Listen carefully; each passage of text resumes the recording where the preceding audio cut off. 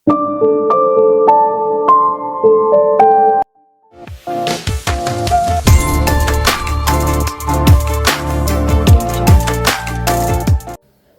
அம்மாவுக்கு நம்ம கூட இருக்கிறது நம்ம பொண்ணு தூகி கிடையாது, யோனா இருக்குமோ அப்படிங்கிற சந்தேகம் வந்துடுச்சு. அந்த சந்தேகம் உண்மைதான் அப்படிங்கிற மாதிரி சில ஆதாரங்கள் கிடைக்க ஆரம்பிச்சிருச்சு. ஆனால் இது எதுவுமே தெரியாமல் இந்த சிக்கன் ரெஸ்டாரண்ட்டோட சைன் பண்ணிட்டோம். இதுக்கப்புறம் ஏபி ஃபுட்ஸ் அப்படிங்கிறது தனியாக செயல்படக்கூடிய ஒரு கம்பெனியாக மாறிடும். அந்த ஜாங்கோ, ஸ்ரீஜா, ரூனா, இந்த காங்கத்தை யாரும் இன்வால்வ் ஆக மாட்டாங்க அப்படின்ட்டு அவங்க செலிப்ரேட் பண்ணிட்டு இருக்காங்க. இதுக்கப்புறம் என்ன நடந்தது அப்படிங்கிறத நம்ம கண்டினியூவாக பார்த்துடலாங்க. அதுக்கு முன்னாடி என்னோட வாய்ஸ் ஓவர் நரேஷன் ஸ்டோரி எல்லாம் பிடிச்சதை லைக் பண்ணிட்டு பாருங்க. அப்படி உங்கள் ஃப்ரெண்ட் அண்ட் ஃபேமிலி கூட ஷேர் பண்ணிக்கோங்க. இது வரைக்கும் யாராவது சப்ஸ்கிரைப் பண்ண பார்த்துட்டு இருந்தீங்கன்னா மறக்காம சப்ஸ்கிரைப் பண்ணிக்கோங்க. தூகியோட அம்மா அப்படியே நொந்து சோர்ந்து போய் வீட்டுக்கு வருவாங்க. அவங்க ஹஸ்பண்ட் கிட்ட இருந்து கால் வரும். இன்னைக்கு நான் ஒர்க் முடிச்சுட்டு வர்றதுக்கு லேட் ஆகும்னு சொல்லிட்டு சரிங்க அப்படின்னு சொல்லிட்டு ஃபோன் காலை கட் பண்ணவங்க யோசிக்கிறாங்க.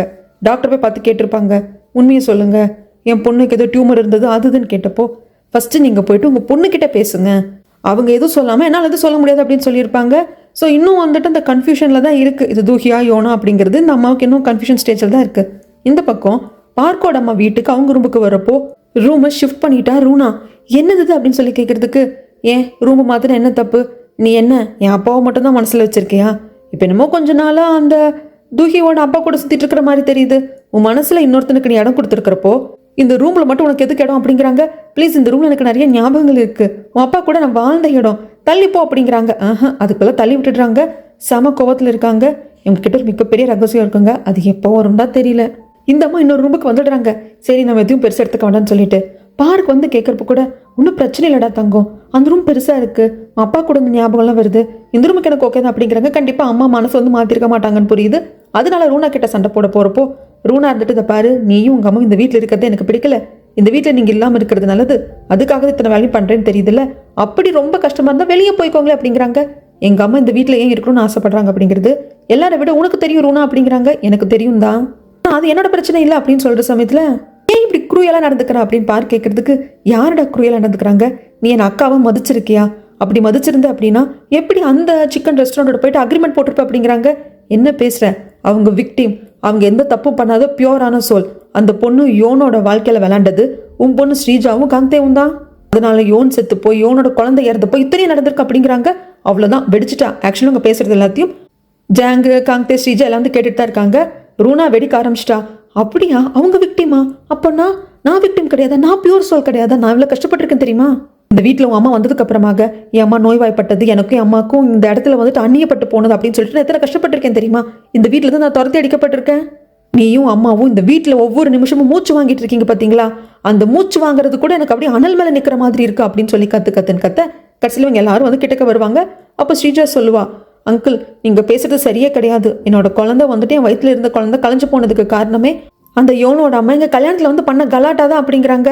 அதுக்கும் பார்க் ஏதோ சொல்ல வருவார், போது நிறுத்து, இதுக்கப்புறம் கிட்ட பேச வரும்ல அப்படின்னு சொல்லிட்டு ஆளாளுக்கு ரூமுக்கு வந்துடுவாங்க. பார்க் அப்படியே சோர்ந்து போய் வருவாங்க.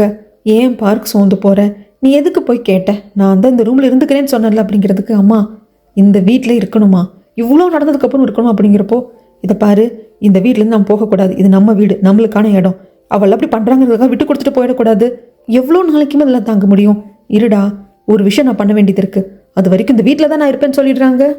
யோன் வீட்டுக்கு வரப்போ தூகியோட ரூமில் அவங்க டெஸ்கில் வந்துட்டு அந்த அம்மா உட்காந்துட்டு இருப்பாங்க. அம்மா என்னாச்சு, உடம்பு சரியில்லையா அப்படிங்கிறதுக்கு, அதெல்லாம் ஒன்றும் இல்லைன்னு கையை தட்டி விட்டு அங்கேருந்து இறந்து வந்துடுவாங்க.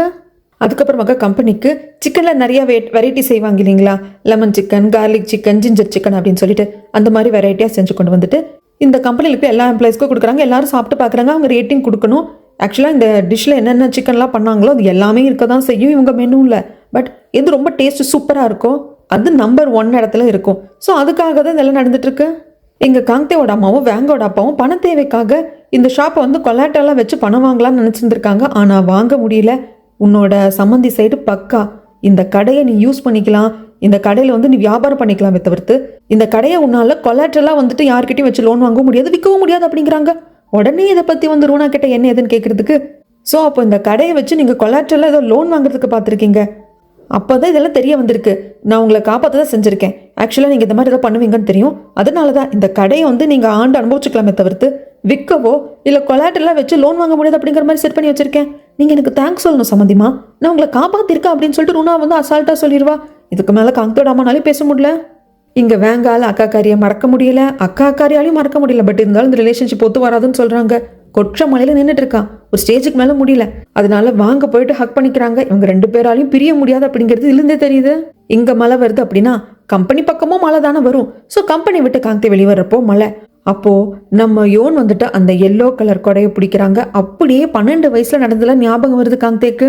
மழை வருது இல்லைங்களா காங்கத்தே, அதனால அவங்க கிட்ட கொடை இல்லை இல்லையா, அதனாலதான் உங்களுக்கும் சேர்த்து கொடை பிடிச்சா அப்படிங்கிறாங்க. இதெல்லாம் ஏன் தெரியுமா நம்ம யோன் பண்றாங்க, நான் சொல்லியா உங்களுக்கு தெரியணும். எஸ், இது ஸ்ரீஜாக்கு போய் சேருது.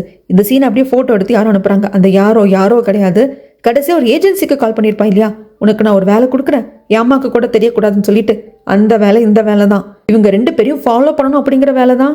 இந்த போட்டோவை பார்த்ததும் அந்த ஏஜென்சி அந்த புரோக்கருக்கு கால் பண்ணி அவங்கள விட்டுறக்கூடாது, அவங்க எங்கே போனாலும் ஃபாலோ பண்ணிட்டே போ அப்படிங்கிறாங்க.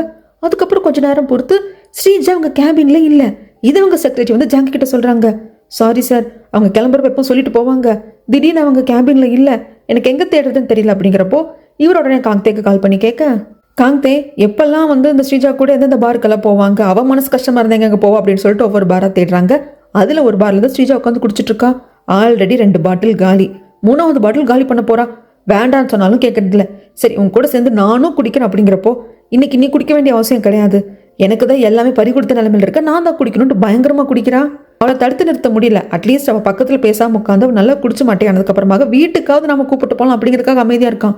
ஆனால் வீட்டுக்கு வந்ததும் ரூனா வந்து கத்துன்னு கத்துறா, என் பொண்ணு இப்போ இருக்கிற நிலைமைக்கு நீதான்டா காரணம், அவள் நிலைமைக்கு நீதான் காரணம் அப்படிங்கிறப்போ அசால்ட்டா இவரு, ஆமாம் நீங்கள் நல்லா தான் ஜட்ஜ் பண்ணியிருக்கீங்க, நீங்கள் சொன்னது கரெக்டு தான், உங்கள் பொண்ணு கஷ்டப்படுறதுக்கு நான் தான் காரணம் சொன்னீங்க பார்த்தீங்களா, அது கரெக்டு. இன்னைக்கு இப்படி குடிச்சிட்டு வந்து படுத்துட்டு இருக்கிறதுக்கும் நான் தான் காரணம், அவள் சந்தோஷமோ துக்கமோ அதுக்கெல்லாம் நான் தான் காரணமாக இருந்திருக்கேன், நீங்கள் கிடையாது. அப்போது இவளை பொறுத்த வரைக்கும் அம்மா அப்படிங்கிற ரோல் தான் உங்களுக்கு அவள் லைஃப்லேயே தவிர்த்து உங்களால் அவள் லைஃப்பில் எந்த ஒரு மாற்றமும் இல்லை அப்படின்றவாங்க. பேசு நீ எவ்வளோதான் பேசுவ அப்படின்னு நான் பார்க்குறேன். ஒன்று மட்டும் ஞாபகம் வச்சுக்கோ, சீக்ரெட் அப்படிங்கிறது உலகத்தில் கிடையாது, ஒரு நாள் அது வெளியே வரும், அப்போ இருக்கடா உனக்கு அப்படின்ட்டு இவங்க வந்துடுவாங்க. இந்த பக்கமாக யோனோட வீட்டில் அவங்க அம்மா எல்லாம் வீட்டுக்கு சாப்பிடுவாங்க. எந்தெந்த சிக்கன் ஐட்டம் வந்து மெனுவில் வைக்கலாம் அப்படின்னு சொல்லிட்டு அங்கே டிஸ்கஸ் பண்ணிக்கலாம்னு சொல்லியிருப்பாங்க. இந்த பாரு துஹி, அவங்க காத்துட்டு இருக்கிறது எனக்காக கிடையாது, உனக்காக தான், நீ வந்து சந்தோஷப்படுவாங்க அப்படிங்கிறப்போ நம்ம யோன் எடுத்துட்டு இல்லை நான் வரல நீங்கள் போங்க அப்படின்ட்டுருவாங்க. அதே மாதிரி தான் பார்க்க மட்டும் வந்தது அவங்களுக்கு கொஞ்சம் ஏமாற்றம் தான். துஹியும் வந்ததான் நல்லா இருக்கும்னு நினைக்கிறாங்க. அந்த சமயத்தில் தான் யோனோட சின்ன வயசு ஃபோட்டோ இருக்கு இல்லையா, 12 வயசுல எடுத்தது தானே, காட்டுங்க அப்படின்ட்டு பார்க்குறப்போ அப்படியே துஹி 12 வயசுல இருக்கிற ஃபோட்டோவே நான் பார்த்துருக்கேன். 12 வயசுல கூட 2 பேர் பார்க்கறதுக்கு ஒரே மாதிரி இருக்காங்களே அப்படிங்கிறப்போ அந்த தங்கச்சி ரிப்போர்ட்டர் சொல்லுவாங்க, ஆமாம் மிஸ்டர் பார்க், அதுதான் எங்களுக்கு இருக்கிற மிகப்பெரிய டவுட்டே, 2 பேரும் பெருசானதுக்கு அப்புறம் பார்க்கறதுக்கு ஒன்றா இருக்காங்க, ஆனால் சின்னதுல இருந்து அப்படி தான் இருந்திருக்காங்க அப்படின்னு சொல்ல இதெல்லாம் யோசிக்கிற பார்க்க ரொம்ப கஷ்டமா இருக்கு. ஏன்னா இந்த பொண்ணை தான் ஒரு வாட்டி வீட்டுக்கு வந்த பொருணா வீட்டில் பார்த்துருப்பாங்க. அந்த ஃப்ரூட்ஸ் எல்லாம் கீழே விழுந்திருந்த சமயத்தில் இவர் தானே அகைன் ஃப்ரூட்ஸ் எல்லாம் வாங்கி கொண்டு வந்து கொடுத்துருப்பாங்க. அதெல்லாம் ஞாபகம் வருது. அப்புறம் வீட்டுக்கு வந்துடுறாங்க. அந்த பொண்ணோட வாட்ச் தானே இவர் எடுத்து வச்சிருந்திருப்பாரு. அதை பார்த்துட்டே இருக்கிறப்போ அப்போ அந்த பொண்ணு இறந்து போயிட்டால அப்படின்னு சொல்லி யோசிக்கிறாங்க. அந்த சமயத்தில் நம்ம யோன் கிட்ட இருந்து கால் வருது, இந்த மாதிரி நான் இங்கே வெயிட் பண்ணுறேன், வாங்க மெனுவை ஃபைனலிஸ்ட் பண்ணிடலாம்னு சொல்லிட்டு கூப்பிடுறாங்க. என்னென்ன ஃபுட் ஐட்டம், அதாவது சிக்கனில் என்னென்ன வந்துட்டு வெரைட்டியான சிக்கன்ஸ் எல்லாம் வந்துட்டு மெனுவில் வைக்கலாம் அப்படின்னு சொல்லி டிஸ்கஸ் பண்ணிகிட்டே இருக்கிறப்போ பார்க் இருந்துட்டு அந்த வாட்சை கொடுப்பாங்க. ஆக்சுவலாக எனக்கு ஒரு 17 வயசு இருந்தப்போ நான் அப்ராடில் படிச்சுட்டு வெக்கேஷனுக்கு வந்திருந்தேன். அப்போது என் அக்கா ரூனாவை பார்க்கறதுக்காக நான் வந்திருந்தேன். அந்த சமயத்தில் நான் வீட்டுக்குள்ளே போயிட்டு திரும்பி வர்றப்போ ஒரு பொண்ணு என் முன்னாடி அழுத மேனிக்கே நின்றுட்டு இருந்தா, ஏன் போய் சொல்கிறீங்க, ரொம்ப நல்லவராக தெரியுறீங்க, நைஸாக பேசுகிறீங்க, ஏன் இப்படி வந்து என்கிட்ட போய் சொல்கிறீங்கன்னு அழுதா. அந்த பொண்ணோட கையில் இருந்த அந்த ஃப்ரூட்ஸ் எல்லாம் வந்து கீழே விழுந்துருந்தது. அதை தான் அந்த பொண்ணு எடுத்து அந்த பேக்கில் போட்டு வச்சுருந்தா. அன்றைக்கி தான் அந்த பொண்ணை நான் ஃபர்ஸ்ட்டாகவும் பார்த்தேன், லாஸ்ட்டாகவும் பார்த்தேன். கடைசியில் பார்த்தா அந்த பொண்ணு தான் யோனா. அந்த பொண்ணு தான் வந்துட்டு இந்த காங்தியோட எக்ஸ் கேர்ள் ஃப்ரெண்டாக இருந்திருக்கா. இப்போ செத்து போனதும் அந்த பொண்ணு தானா. அடுத்த நாள் எகெயின் என் அக்கா ரூனா வீட்டுக்கு வந்தப்போ அந்த பொண்ணு அங்கே இல்லை. அந்த பொண்ணு எங்கே போனா ஏது போனான்னு தெரியல. ஆனால் அவள் கையில் இருந்த வாட்ச் மட்டும் இந்த வீட்டுக்குள்ளே கிடந்தது. நான் எடுத்துக்கொண்டு வந்து சரி பண்ணி வச்சுக்கிட்டேன். இப்போ அந்த பொண்ணை பார்த்தா வாட்சை திருப்பி கொடுத்துடலான்னு சொல்லிட்டு. ஆனால் அந்த பொண்ணு யோனா நான் ஏர்போர்ட்டில் பார்த்தேன். என்னோட சூட்கேஸில் அவள் ட்ரெஸ்ஸு பட்டு கிழிஞ்சிச்சு. அப்போ நான் என் கோட்டை தான் அவளுக்கு கொடுத்தேன். ஆனால் நான் சின்ன வயசில் பார்த்த பொண்ணும் அந்த பொண்ணு ஒரே பொண்ணு தான் அப்படிங்கிறது எனக்கு அப்போ தெரியாது. இன்னைக்கு அவங்க வீட்டுக்கு போயிருந்தேன் யோனோட வீட்டுக்கு. அப்போ யோனோட சின்ன வயசு ஃபோட்டோஸை பார்த்தப்பதான் எனக்கு தெரிய வந்தது, அதனால யோன் கிட்ட இந்த வாட்ச் திருப்பி கொடுக்க முடியாது. ஆனால் யோனோட சின்ன வயசு ஃபோட்டோவை பார்க்குறப்போ, துஹி நீ சின்ன வயசில் உன்னோட ஃபோட்டோஸ் பார்த்துருக்கீங்க, 2 ஒன்றா தான் இருந்தது. ஸோ அந்த பொண்ணுக்கிட்ட கொடுக்க முடியாத வாட்சை நான் உங்ககிட்ட கொடுக்குறேன், ஏதோ எனக்கு மன ஆறுதலாக இருக்கும், வாங்கிக்கோ அப்படின்னு சொல்லி கொடுப்பாங்க. அப்படியே அதை பார்த்துக்கிட்டே இருப்பாங்க யோன். இப்போதான் யோனுக்கு புரிய வருது, அப்போ நம்ம 12 வயசாக இருந்தப்போ அந்த வீட்டுக்கு முன்னாடி பார்த்தது பார்க்கே அப்படிங்கிறது இப்போதான் ஞாபகம் வருது. ஏன்னா யோன் வந்து வீட்டுக்கு வெளியே தானே வச்சு பார்த்துருப்பா. ஸோ அப்போ 12 வயசுல இருந்த யோனுக்கு வந்து தெரிஞ்சிருக்காது இதுதான் இந்த ஸ்ரீஜாவோட அங்கிள் அப்படிங்கிறதுல அப்போ தெரிஞ்சிருக்காது. இப்போதான் எல்லாம் ஞாபகம் வருது. அப்போ அந்த நல்ல மனுஷன் நீங்கள் தானே அப்படிங்கிற மாதிரி தான் மனசுக்குள்ள நினச்சிக்கிட்டே பார்ப்பா. அதுக்கப்புறமாக சரி லேட் ஆச்சு, நான் உன்னை கொண்டு வீட்டில் விடுறேன் வான்னு தான் கூப்பிடுவேன், நீ வரமாட்டேன்ப. அதுக்கு நான் கேட்டு பண்ணு வாங்குறதுக்கு நான் கிளம்புறேன், நீ பார்த்து வீட்டுக்கு போ அப்படின்னு சொல்லிட்டு நம்ம பார்க் வந்துடுவாங்க. பார்க் போனதுக்கப்புறமாக அந்த வாட்சை பார்த்துட்டு பயங்கரமாக யோன் அழுவா. ஏன்னா அது ரொம்ப ஸ்பெஷலான வாட்ச்சு. இவளோட 12வது பர்த்டேக்கு இவங்க அம்மாவுக்கு யோன் கிஃப்டாக கொடுத்த வாட்ச்சு. பார்க் போனதுக்கப்புறமாக அம்மா அம்மா அப்படின்ட்டு அந்த வாட்சை பார்த்துட்டு அழுவா யோன். அதுக்கப்புறமாக பார்க் வீட்டுக்கு வந்துடுவாங்க. வர்றப்ப ஏதோ ஃபைல் பார்த்துட்டு இருப்பாரு காந்தி. காந்தி கிட்ட வந்துட்டு, இன்னைக்கு நான் யோனோட வீட்டுக்கு போயிருந்தேன். 20 வருஷமா நீ தான் எல்லான்னு வாழ்ந்த பொண்ணை எப்படி உன்னால் கைவிட முடிஞ்சது அப்படிங்கிறப்போ, இதை பாருங்க மிஸ்டர் பார்க், பல பேர் இந்த கேள்வி கேட்டு நான் பதில் சொல்லியும் பதில் சொல்ல முடியாமல் சடிஞ்சு போயிட்டேன் அப்படிங்கிறாங்க. ஆமாம், என்ன பண்ண முடியும், எனக்கு நீ என்ன பதில் சொல்ல போற? என்ன பதில் சொன்னாலும் அந்த போன உயிர் திரும்பியா வரப்போகுது. ஆனால் ஒன்று, எல்லா பாவத்துக்கும் ஒரு விலை இருக்கு காந்தே. அந்த விலையை நீ கொடுக்கறதுக்கு ரெடியா இல்லைனாலும் காலம் உங்ககிட்ட இருந்து எடுத்துக்காம போகாது அப்படின்னு சொல்லிட்டு அப்படியே வந்துடுவாங்க. அதுக்கப்புறம் ஸ்ரீஜா வருவா. காந்தே அப்பா கூப்பிடுறாரு, கீழே வா அப்படின்னு சொல்லிட்டு. இங்க சீன் அப்படியே கட் பண்ணா முடியல தூகியோட அம்மானால. ஐயோ, என் பக்கத்தில் இருக்கிறது என் பொண்ணா என்னன்னு எனக்கு தெரியலையே அப்படின்னு சொல்லிட்டு இந்த ரூம்ல எல்லா இடத்தையும் சர்ச் பண்ணிட்டாங்க. ஒரே ஒரு ட்ராமாட் இருக்கும், அதுக்கு லாக் இருக்கு, ஓப்பன் பண்ண முடியல. எல்லா இடத்தையும் தேடினப்போ இது லாக்காக இருந்ததுனால தான் இதை மட்டும் தேடாம விட்டுருப்பாங்க. ஸோ இதில் தான் ஏதோ இருக்குது அப்படிங்கிறது புரிஞ்சு போச்சு. சாவி எங்கே எதுன்னு தேடுறாங்க. அங்கே இருக்கிறது எல்லாத்தையும் உருட்டி பரட்டி பார்க்குறப்போ கிடச்சிருச்சு. அங்கே இருந்து ஒரு டிஎன்ஏ ரிப்போர்ட் எடுக்கிறாங்க. அதில் இன்னாருக்கு இன்னார் தான் பெற்றவங்களா அப்படிங்கிற மாதிரியான டிஎன்ஏ டெஸ்ட் பண்ணதுக்கான ரிப்போர்ட் அதில் இருக்குது. அதில் இருந்து இந்த குட்டி பாப்பாவோட ஃபோட்டோ விழுகுது. இந்த டிஎன்ஏ ரிப்போர்ட் அங்கே ஏன் இருக்குது அப்படின்னா, நம்ம தூகிக்கு நாம் வந்து ட்வின் தான், இந்த யோனு நம்மள மாதிரி ஒன்றா இருக்காளே, அப்போது நம்ம கூட இருக்கிற இந்த அம்மா தான் நம்மளை பெற்றெடுத்தாங்களா அப்படிங்கிற டவுட் வந்திருக்கும். ஸோ அதனால தான் யோனோட வீட்டுக்கு போயிட்டு யோனோட ஹேர் சாம்பிள் எடுத்து வந்திருப்பா இல்லைங்களா டிஎன்ஏ டெஸ்ட் பண்ணுறதுக்கு. அதே மாதிரி இவங்க பேரண்ட்ஸோட சாம்பிள் எடுத்து டிஎன்ஏ டெஸ்ட் பண்ணியிருப்பா. அதில் தான் இவங்க வந்து தூகியோட பேரண்ட்ஸ் இல்லை அப்படிங்கிற மாதிரி அந்த ரிப்போர்ட்டில் வந்திருக்கும். அந்த ரிப்போர்ட்டை இங்கே வந்ததுக்கு அப்புறமாக யோன் பார்த்துருப்பா. அதில் தான் இவளோட குழந்தையோட ஃபோட்டோ வச்சு பத்திரப்படுத்தி வச்சிருப்பா. இப்போ இதை பார்த்து இவங்க ஷாக் ஆகுறாங்க.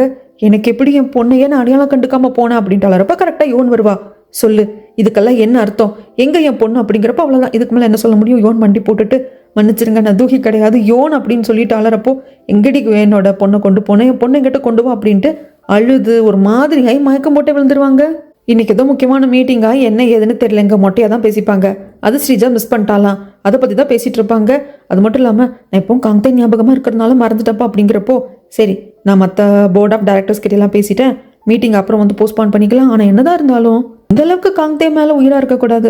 அப்பாவாக இருந்தாலும் எனக்கு ஜலஸாக இருக்கலையே அப்படிங்கிறாங்க. அப்பா, இந்த உலகத்துலேயே நீங்கள் தான்ப்பா மோஸ்ட் ஹேண்ட்ஸம் மேன், காந்தே 2வது அப்படிம்பாங்க. இதெல்லாம் பார்க்குற ரூனா இருந்துட்டு, நான் கூட தான் ஸ்கூல் காலேஜில் படிக்கிறப்போ லெஃப்ட்டு ரைட்டு பேக்கு ஃப்ரண்ட் அப்படின்னு சொல்லிட்டு பசங்களே பின்னாடி சுற்றுனாங்க அப்படிம்பாங்க. அப்படியா அப்படின்னு சொல்லிட்டு எல்லாம் அப்படியே ஒரு மாதிரி பேசிகிட்டே இருக்கிறப்போ அந்த இடத்துக்கு வந்து ஜாயின் ஆவாங்க பார்க்கோட அம்மா. என்ன பேசிகிட்டு இருக்கீங்க, அதுவா பாட்டிமா அப்படின்ட்டு ஸ்ரீஜா எல்லாத்தையும் சொல்வா. இந்த மாதிரி அம்மா அப்பா படித்த காலத்தில் நிறைய கேர்ள்ஸ் பாய்ஸ் எல்லாம் வந்துட்டு அம்மா பின்னாடி அப்பா பின்னாடியெல்லாம் சுற்றினாங்களாம் அப்படிங்கிறப்போ, ஆமாம் நாங்கள் படித்த ஸ்கூலுக்கு பக்கத்தில் ஒரு காலேஜ் இருந்தது, அந்த காலேஜில் தான் உங்கள் அப்பா ஜாங்க படித்தாங்க. எங்கள் கிளாஸில் ஒரு பொண்ணு இருப்பா, ரொம்ப ரொம்ப அழகாக இருப்பா, அவள் கூட உங்கள் அப்பாவை வந்து ரொம்ப லவ் பண்ணா அப்படின்னு ஆரம்பித்து முடிக்கிறதுக்குள்ளே கொதிக்க கொதிக்க குடிச்சிட்டு இருந்த காஃபியை வந்து ரூனா வேணுக்குனே கொட்டிடுவா. அப்படின்னு சொன்னதும், போ காந்தே ஐஸ் கட்டியில் எடுத்துட்டு வா அப்படின்னு சொல்லிட்டு அந்த சுச்சுவேஷனே வேற மாதிரி மாறிடும். பார்க் வந்துட்டு என்ன ஏதுன்னு பார்க்குறப்போ ரூனா இருந்துட்டு, ஒன்றும் பண்ணலடா உங்கள் அம்மாவை, தெரியாமல் காஃபி கொட்டிடுச்சு, இதுக்கே எல்லாரும் லவோதிபோன்னு கத்துறீங்க அப்படிங்கிறாங்க. ஏன் நீ இப்படி தான் பேசுவியா ரூனா அப்படிங்கிற சமயத்தில் பார்க்கோட அம்மா இருந்துட்டு, ஆக்சுவலாக நான் எப்பெல்லாம் நம்ம ஸ்கூல் டேஸில் நம்ம ஃப்ரெண்டு அவளோட பேரை சொல்ல வர்றேன், ஸ்கூல் டேஸை பற்றி பேசுகிறனோ அப்போல்லாம் நீ கொஞ்சம் வித்தியாசமாக தான் நடந்துக்கிற ரூனா அப்படின்னு சொல்லிடுவாங்க. ஆக்சுவலாக ரூனாக்கு வந்து இது பிடிக்கல. பெட்ரூமுக்கு வந்ததுக்கப்புறமா கூட தான் ஹஸ்பண்ட் கிட்ட சொல்லுவாங்க, இப்போல்லாம் பார்க்கோடாமா என்னை ரொம்ப ப்ரொவோக் பண்ணுறான், என்னை வந்து அப்படி கொடுமைக்காரியாக மாத்திர அப்படிங்கிறாங்க. நீ தான் ரூனா ஓவராக ரியாக்ட் பண்ணுற, அவங்க பேசுகிறத சாதாரணமாக எடுத்துக்கிட்டு விட்டுட்டேன்னா அவங்கள அப்படியே விட்டுருவாங்க, அதை நீ ஒரு மாதிரி டம்ப் பண்ண பார்க்குறப்ப தான் வெடிக்கிறாங்க, புரிஞ்சுக்கோ அப்படிங்க. இந்த பக்கம் பார்க்கும் அவங்க அம்மா உட்காந்து தான் காய்ச்சி விளையாண்டுட்டு இருப்பாங்க. அவங்க அம்மா குழந்த மாதிரி, பாருடா நான் வின் பண்ணிட்டேன், 11 பாயிண்ட்ஸ் எனக்கு தான், நீ தோத்துட்டான் அப்படி இப்படி நல்லா சொன்னவங்க. அச்சுச்சோ டைம் ஆச்சே, உனக்கு பசிக்குமே, வா சாப்பிட போகலாம் அப்படிங்கிறப்போ, அம்மா ஒரு நிமிஷம் நாம் இப்போ தான் சாப்பிட்டு வந்தோம், டின்னர் முடிச்சிட்டோம் அப்படிங்கிறாங்க. ஐயோ ஆமாம் இல்லை பார்க், எனக்கு மறந்து போச்சு அப்படிங்கிறாங்க. ஸோ இவங்களுக்கு கொஞ்சம் கொஞ்சமாக மறதி அப்படிங்கிறது வர ஆரம்பிக்குதுன்னு நம்மளுக்கு புரியுது. இங்கே ஸ்ரீஜா இவங்க 2 பேருக்கும் ஒயின் எடுத்துகிட்டு வந்துட்டு, காந்தே வீட்லேயும் வேலை செய்யாத, என் கூட கொஞ்சம் பேசு அப்படிங்கிறாங்க. காந்தே வந்துட்டு சொல்கிறாங்க, இந்த பாரு ஸ்ரீஜா, தூஹி யோன் மாதிரியே இருக்கா பார்க்குறதுக்கு, ஸோ தூஹியை பார்த்தப்போ நான் டிஸ்டர்ப் ஆனந்தான், இல்லைன்னு சொல்ல வரல. அதுக்காக யோன் மாதிரி இருக்கிற தூகியை நான் காதலிக்க ஆரம்பிச்சிட்டேன் அப்படிங்கிறது அர்த்தம் கிடையாது. அந்தளவுக்கு எனக்கு நிதானம் இருக்குது, நிதானம் இல்லாமல் போயிடல அப்படிங்கிறாங்க. நீ சொல்கிறதுல நம்பர் மாதிரியா இருக்குது காந்தி அப்படிங்கிறப்போ, அதை பாரு டிஃபிகல்ட்டு தான், நான் பேசுகிறதுனால புரிஞ்சுக்க முடியாது, பட் நீ வந்து மறுக்கவே முடியாது, யோன் தான் என்னோட ஃபர்ஸ்ட் லவ். ஸோ யோன் மாதிரியே இருக்கிற ஒரு பொண்ணை பார்க்குறப்போ எனக்கு அந்த டிஸ்டர்பன்ஸ் வரதான் செய்யுது, பட் கொஞ்ச நாள் தான் எல்லாம் சரியாயிடும் அப்படின்னு சொல்லிட்டு இவளுக்கு ஹோப் கொடுக்குறாங்க, ஹக் பண்ணிட்டு சமாதானப்படுத்துறாங்க. இங்க சீனை அப்படியே கட் பண்ணா அந்த அஸ்தி வச்சிருப்பாங்க இல்லையா, அந்த இடத்துக்கு வராங்க 2 பேரும். தூகியோட அம்மாவும் இவனு தான். என் பொண்ணு இங்கே தான் இருக்காளா, ஏன் தூகி என்னை விட்டுட்டு இங்கே வந்த, ஐயோ என் பொண்ணு இத்தனை வருஷம் வளர்த்து அடையாளம் கண்டுக்க முடியாத பாவியாக போயிட்டேனே அப்படின்ட்டு அழுதுகிட்டே பார்க்குறாங்க. எனக்கு உன்னை பார்க்குறப்ப அவ்வளோ கோவம் வருது. நீ எதுக்கு என் பொண்ணோட இடத்துல இருக்க? என் பொண்ணோட வாழ்க்கையில் நீ வராமல் இருந்திருந்தா என் பொண்ணுக்கு இதெல்லாம் நடந்திருக்காது. நீயும் உன் குடும்பமும் வந்து தான் என் பொண்ணோட இந்த நிலைமைக்கு காரணமாக போயிட்டீங்க. ஆனால் என் பொண்ணு இறந்து போனதை மறைச்சு அவளோட பேரை எடுத்துக்கிட்டு, அவளோட ட்ரெஸ் எடுத்துக்கிட்டு, அவளோட வீட்டை எடுத்துக்கிட்டு, உன்னோட ரிவெஞ்சுக்காக எல்லாத்தையும் யூஸ் பண்ணிட்டு இருக்கல அப்படிங்கிறாங்க. மண்டி போட்டுட்டு யோன் வந்துட்டு அழுவாங்க. ப்ளீஸ்மா புரிஞ்சுக்கோங்க, தூகி எனக்கு அவளோட வாழ்க்கையவே வந்துட்டு பிச்சையாக கொடுத்துருக்கா. அந்த இடத்துக்கு தூகி வரல அப்படின்னா அந்த ஹாஸ்பிட்டல் நெருப்பு பிடிச்சப்போ நான் தான் இறந்து போயிருப்பேன். எனக்கு என்ன இருக்கு ஏதா இருக்குன்னு கூட எனக்கு தெரியாதுமா. ஸோ தூகிக்கு நான் கடமைப்பட்டிருக்கேன். தூகி நீங்கள் இவ்வளோ வருடங்களாக வளர்த்துருக்கீங்க. கண்டிப்பாக உங்களுக்கும் அப்பாவுக்கும் நான் நன்றி கடன் நிறையாவே பட்டிருக்கேன். அட் த சேம் டைம் தூகி அந்த ஹாஸ்பிட்டலுக்கு வர்றதுக்கு காரணம் நான் மட்டும் கிடையாது, மறைமுகமாக நிறைய பேர் காரணம் இருக்காங்க. அவங்க எல்லாருக்கும் சேர்ந்து தான் பழி வாங்கணும். புரிஞ்சுக்கோங்கம்மா, எனக்கு ஹெல்ப் பண்ணுங்க அப்படின்னு சொல்லிட்டு கேட்குறப்போ அதெல்லாம் முடியாது. ஃபஸ்ட்டு என் பொண்ணோட திங்ஸ் எல்லாத்தையும் விட்டுட்டு நீ போ அப்படிம்பாங்க. இது எல்லாமே அங்கே வந்த ரிப்போர்ட்டர் தங்கச்சி கேட்டுக்கிறா. ஸோ அவளுக்கு தெரிஞ்சிச்சு இது தூகி இல்லை யோன் தான் அப்படிங்கிறது. இங்கே யோனோட அம்மா கம்பெனிக்கு வருவாங்க அந்த மெனு லிஸ்ட் எல்லாம் ஃபைனலைஸ் பண்ணுறதுக்காக. ஆனால் அங்கே தூகி இல்லை. தூகி மேடம் வரல அப்படிங்கிறாங்க. என்னாச்சு, தூகிக்கு தான் உடம்பு சரியில்லை அப்படின்னு கேட்குறப்போ அது தெரியல மேடம் அப்படிங்கிறாங்க. அப்பா காங்தே நான் உங்ககிட்ட பேசணும் அப்படிங்கிறப்போ உங்ககிட்ட பேச முடியாது அப்படிங்கிறாங்க. தூகியை பற்றி பேசணும் அப்படிங்கிறப்போ என்ன ஏதுன்னு கேட்கறதுக்கு வரப்போ அது தூகி இல்லை யோன் தான் அப்படின்னு காங்தே சொல்கிறான். இவங்களுக்கு ஒரு மாதிரி பொறையே ஏறிடுது. என்னடா சொல்கிற அப்படிங்கிறாங்க. ஆமாம், அது தூகி கிடையாது, அது யோன் தான். நான் யோனை தான் தூகிக்குள்ளே பார்க்குறேன், நான் யோனா தான் பார்க்குறேன் அப்படிங்கிறாங்க. ஏன் யோன் சத்தத்தை நீ கண்ணால் பார்க்கலையா? இப்போ என்னமோ பேசிகிட்டு இருக்க. யோன் குழந்தை சாகிறதுக்கு நீ தான் காரணம். இப்போ என்ன பண்ண பாவத்தெல்லாம் நினச்சி புத்தி கீத்தி பேதலிச்சு போச்சா? போடா போயிட்டு ஒழுங்கா டாக்டரை பாரு அப்படின்னு சொல்லிட்டு மூஞ்சில தண்ணி ஊற்றிட்டு அவங்க அங்கேருந்து வந்துடுவாங்க. அதுக்கப்புறம் இங்கே யோன் அவங்க திங்ஸ் எல்லாத்தையும் எடுத்துக்கிட்டு ஃபோன் தூகியோட ஃபோன் தான். ஃபோனை வச்சுட்டு ஒரு லெட்டரையும் வச்சுட்டு அங்கே தூகியோட ஃபோட்டோ இருக்கும். அதை பார்த்துட்டு என்னை மன்னிச்சிட்டு தூகி, என்னால் எதுவுமே பண்ண முடியல, நீ எனக்கு கொடுத்த இன்னொரு லைஃபை கரெக்டாக என்னால் யூஸ் பண்ணிக்க முடியல அப்படின்னு சொல்லிட்டு இவங்க வீட்டை விட்டு வெளியே வரதுக்காக ரெடி ஆகிட்டு இருக்கிறப்போ இந்த பக்கம் எகெயின் டாக்டரை பார்க்கறதுக்காக போயிருப்பாங்க. யார் தூக்கியோட அம்மா. நீங்கள் என்னங்க இப்படி அந்த பொண்ணு கூட சேர்ந்துட்டு போய் பேசியிருக்கீங்க அப்படிங்கிறப்போ இதை பாருங்க, அவங்க 2 பேர் ட்வின்ஸு. அந்த பொண்ணு சொன்னது நான் ஒன்றும் கண்மூடித்தனமா நம்பல. டிஎன்ஏ டெஸ்ட் எல்லாம் எடுத்து பார்த்ததுக்கப்புறம் தான் தெரிஞ்சது. அது மட்டும் இல்லாமல் தூகி உயிரோடவே இருந்திருந்தாலும் இப்போ வரைக்கும் நம்ம கூட இருந்திருப்பாள் அப்படிங்கிறது டவுட் தான். ஏன்னா அவளுக்கோட டியூமர் நல்லா வளர்ந்துருந்தது. அவள் ஹார்ட் சர்ஜரிக்கு அப்புறமாக ரெகுலராக மெடிசன்ஸ் எடுத்ததுனால அந்த டியூமர் வளருது அப்படிங்கிறதுக்கான எந்த சிம்டம்ஸுமே அவள் உடம்புல இல்லை. லாஸ்ட் ஸ்டேஜில் தான் நாங்களே கண்டுபிடிச்சோம். அப்படி நம்ம கூட இருந்திருந்தாலும் அதிகப்படியாக 3 மாதம் கூட ஃபுல்லாக சொல்லிட முடியாது, 2 மாதமே கஷ்டம்தான். அதனால ரியாலிட்டி ஏற்றுக்கோங்க அப்படிங்கிறப்போ இது எல்லாத்தையும் கேட்டுட்டு அழுதுகிட்டே வருவாங்க. அந்த சமயத்தில் அவங்க ஹஸ்பண்ட் கிட்ட இருந்து கால் வரும். என்னாச்சு, தூக்கி கால் அட்டன் பண்ண மாட்டேங்கிற அப்படிங்கிறப்போ இல்லைங்க, ஃப்ரெண்டை பார்க்கறதுக்கு ஏதோ வெளியே போகிறேன்னு சொன்னான், ஃபோனை வச்சுட்டு போயிருப்பா அப்படின்னு சொல்லி கட் பண்ணிடுறாங்க. இங்கே மிஸ்டர் பீக்கு பார்க்கோட அம்மா கால் பண்ணுறாங்க. நான் தூகிக்கு கால் பண்ணேன், தூகிக்கு லைன்லேயே போகலையே அப்படிங்கிறப்போ தூகி ஏதோ வெளியே போயிருக்கா, ஃபோனை எங்காவது மறந்து வச்சிருப்பா அப்படின்னு சொல்கிறாங்க. அப்புறம் நீங்கள் வீட்டிலே இருக்காதீங்க, அடைஞ்சிருக்காதீங்க, வெளியே அப்பப்போ வாங்க அப்படின்னு சொல்லிட்டு இவரும் ஃபோன் காலை கட் பண்ணிடுவாங்க. இந்த பக்கம் பார்க்கும் கால் பண்ணிட்டு இருப்பாரு. தூகி, இப்படி நீ ஃபோனை சுவிச் ஆஃப் பண்ணுற பர்சனோ, நான் கால் பண்ணால் கட் பண்ணி விட்டு அட்டன் பண்ணாமல் இருக்கிற பர்சனோ கிடையாது. இப்படியே பண்ணிட்டு இருந்தேன்னா நான் நேரம் வீட்டுக்கு வந்துடுவேன். அதுக்குள்ளே என்னோட மெசேஜை பார்த்ததும் ரெஸ்பான்ஸ் பண்ணும் அப்படின்னு சொல்லிட்டு ஒரு வாய்ஸ் மெசேஜ் அனுப்புகிறாங்க. இங்கே யோன் எல்லா திங்ஸையும் வச்சுட்டு அந்த வீட்டை விட்டு வெளியே வந்துட்டாங்க. அதுக்கப்புறமாக தான் தூகியோடமா வீட்டுக்கே வருவாங்க. யோன் போகிறப்போ பின்னாடி யோனுக்கே தெரியாமல் ரொம்ப சைலண்ட்டாக அந்த ரிப்போர்ட்டர் தங்கச்சி ஃபாலோ பண்ணுவாங்க. வீட்டுக்கு வந்ததுக்கப்புறமாக அந்த ரூமுக்கு வரப்போ ஃபோன் அங்கே இருக்குது, ஒரு லெட்டரும் இருக்குது. அம்மா, நான் ஃபஸ்ட்டு உங்ககிட்ட மன்னிப்பு கேட்டுக்கிறேன். ஏன்னா நீங்கள் எனக்கு நிறைய லவ் அண்ட் கேர் கொடுத்துருக்கீங்க, அதில் நான் திக்குமுக்காடி போயிருக்கேன். ஆனால் கடைசியில் உங்களே ஹர்ட் பண்ண வேண்டியதாக போயிடுச்சு. நான் ஹர்ட் பண்ணுற மாதிரி நடந்துக்கிட்டதுக்கு நான் மன்னிப்பு கேட்டுக்கிறேன் அப்படின்னு சொன்னதும் அச்சோ இந்த பொண்ணு லெட்டர் எழுதி வச்சுட்டு போயிட்டா அப்படின்னு சொல்லிட்டு உடனே வீட்டிலேருந்து ஓடியே வருவாங்க தேடுறதுக்கு. அப்போ செருப்பெல்லாம் கூட மாற்றி மாற்றி போட்டிருப்பாங்க. அப்படியே அந்த லெட்டரில் எழுதியிருக்கிறது பேக்ரவுண்ட் வாய்ஸில் நமக்கு கேட்கும். ஆரம்பத்தில் நான் தூகி நீங்கள் தப்பாக புரிஞ்சுக்கிட்டப்போ என்னால் நோ சொல்ல முடியல. தூகி எனக்கு கொடுத்த வாழ்க்கையை நான் கடைசி வரைக்கும் தூகியாகவே வாழ்ந்துடணும் அப்படின்னு ஒரு பேராசை தான் எனக்கு வந்துச்சு. உங்கள் 2 பேரோட அன்பில் நான் அந்த அளவுக்கு திக்குமுக்காடி போயிட்டேன். ஆனால் அம்மாவா அப்பாவா நீங்கள் 2 பேர் என் மேலே காட்டின அன்பு அப்படிங்கிறது அதுக்கு நான் டிசர்விங்கே கிடையாது. ஆனால் அப்படி இருக்கிறப்ப கூட இந்த அன்பை இழக்கிறதுக்கு எனக்கு மனசு வரல. நான் கண்டிப்பாக தூகியோட இடத்துல எடுத்துக்கல. ஆனால் இந்த இடம் தூகியால் எனக்கு கொடுக்கப்பட்டுச்சு. கொஞ்ச நாள் உங்கள் அன்பு எனக்கு கிடைச்சதுல எனக்கு சந்தோஷம் அப்படின்னு சொல்லிட்டு அந்த லெட்டர் முடியும். அப்படியே இவங்க தேடி தேடி வந்து கடைசியில் பஸ் ஸ்டாப்பில் நம்ம யோனியும் கண்டுபிடிச்சிருவாங்க. என்னம்மா அப்படின்னு சொல்லிட்டு காலை பார்த்தா வெறும் காலோட வந்திருப்பாங்க. தேடி ஓடி வரப்போ அந்த செருப்பெல்லாம் எங்கெங்கயோ கலந்து விழுந்திருக்கும். உடனே கட்டி பிடிச்சிக்கிட்டு, இதை பாரு, நீ யோன் கிடையாது, தூகி, ஃபேக்கான தூகி கிடையாது, நீ தான் என் பொண்ணு, நீ தான் உண்மையான தூகி, இதுக்கப்புறம் நீ அப்படிதான் வாழ்ற அப்படின்னு சொல்லிட்டு ஹக் பண்ணிப்பாங்க. என்னால் என் பொண்ணு இல்லாமல் இருக்கவே முடியாது. என்னால் நீ இல்லாமல் இருக்க முடியாது தூக்கி அப்படின்னு சொல்லிட்டு ஹக் பண்ணிட்டு வளரப்போ பின்னாடியே ஃபாலோ பண்ணிட்டு வந்திருப்பாங்க இல்லையா அந்த தங்கச்சி ரிப்போர்ட்டர், அவங்க இதை பார்த்துக்கிறாங்க. யோனுன்னு தெரிஞ்சு போச்சு. ஆனால் நீ தூகியாவே வாழு, அது போதும். ஆனால் என்னோட சிஸ்டர் யோன் உயிரோடு இருக்கா அப்படிங்கிறத நான் பார்த்துட்டேன், எனக்கு அதுவே ரொம்ப சந்தோஷம் அப்படின்னு சொல்லிட்டு யாருக்கிட்டையும் அதை சொல்ல மாட்டேன்னு மனசுக்குள்ளேயே சொல்லிக்கிறான். இங்கே மிஸ்டர் பீக் வந்து பார்க்கோட அம்மாவை கொஞ்சம் வெளியே கூப்பிட்டு வந்திருப்பாங்க. அப்போ ஒரு பார்க்கில் இருக்கிற அந்த ஸ்விங்கில் உட்காந்துட்டு ஏதோ சின்ன குழந்தை மாதிரி ஏஹே இங்கே வா வந்து உட்காரு அப்படின்னு சொல்லிட்டு அவங்க பேசுகிற விதமே ரொம்ப டிஃப்ரெண்ட்டாக இருக்குது மிஸ்டர் பீக்குக்கு. என்னது இது, ரொம்ப சிறுப்புலத்தனமாக நடந்துக்கிறாளே அப்படின்னு தோணுது. பட் அவர் எதுவும் சொல்கிறது இல்லை. அதுக்கப்புறமாக்கா நிறைய பேர் கால் பண்ணியிருப்பாங்க இல்லையா. இப்போ அந்த கால்குள்ளே ஒன்றும் நம்ம யோன் அட்டன் பண்ணல. ஆனால் இப்போ காங்தே கால் பண்ணுறாங்க. ஒரு முக்கியமான விஷயத்தை பற்றி நான் உங்ககிட்ட பேசணும், கொஞ்சம் வெளியே வாங்கன்னு சொல்கிறாங்க. ஒர்க் சம்மந்தது அப்படிங்கிறப்போ சரி அப்படின்னு சொல்லிட்டு நம்ம யோனும் வந்துட்டு வரேன்னு சொல்லிடுறாங்க. ஆனால் வெளியே வந்து பார்த்தா அங்கே நிற்கிறத வந்துட்டு இவர் பார்க்கு என்ன இந்நேரத்தில் இங்கே நிற்கிறீங்க அப்படிங்கிறாங்க. ரொம்ப நேரம் வெயிட் பண்ணிட்டு இருந்திருப்பார் போல இருக்கு. நான் இங்கே நிற்கிறதுக்கு காரணம் நீ தான். என்னை எவ்வளோ கவலைப்பட வச்சுட்ட. ஒரு காலையிலிருந்து உன்னை தேடிட்டு இருக்கேன், ஃபோன் பண்ணால் எடுக்க மாட்டேங்கிறேன், அதுக்கப்புறம் கட் பண்ணி விட்டுறேன், அதுக்கப்புறம் ஸ்விட்ச் ஆஃப்னு வருது, என்னதான் நடக்குது அப்படிங்கிறப்போ சாரி நான் வந்து இன்ஃபார்ம் பண்ணியிருக்கணும், இன்ஃபார்ம் பண்ணது தப்பு தான், ஒரு முக்கியமான விஷயமா போயிட்டேன். அப்படி என்ன முக்கியமான விஷயம் சொல்ல நான் கேட்குறேன் அப்படிங்கிறாங்க. என்னோட பர்சனல் விஷயத்தில் சொல்லிட்டு இருக்கணுமா, நம்ம பிஸ்னஸ் பார்ட்னர்ஸ். அப்போது உன் பர்சனல் விஷயத்தை நீ சொல்கிறியோ இல்லையோ, எங்கே போகிறேன் வரேன், அட்லீஸ்ட் இன்னைக்கு என்னால் வர முடியாது, வேலை இருக்கணும் நீ சொல்லணும்ல அப்படிங்கிறாங்க.